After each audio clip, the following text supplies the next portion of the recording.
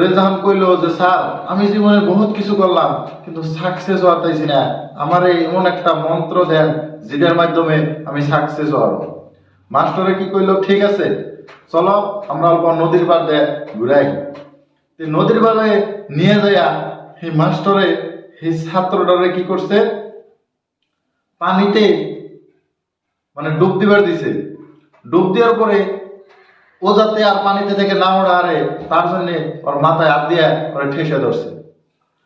ধরার পরে মানে ছাত্রটা এখন প্রায় দুম যাওয়া অবস্থা, এমন একটা অবস্থায় মানে ও জোর জবস্তি মাস্টারের সিটটা হলে ও মানে কি হয়েছে, পানিতে থেকে বাইরে হয়েছে। বাইরে হওয়ার পরে সেই ছাত্রই কইল যে স্যার আমি আপনার কাছে আইছিলাম সাকসেস হওয়ার একটা মন্ত্র শিকার জন্য, কিন্তু আপনি তো পড়াই এখন আমারে মারি ফেলাইছিলেন।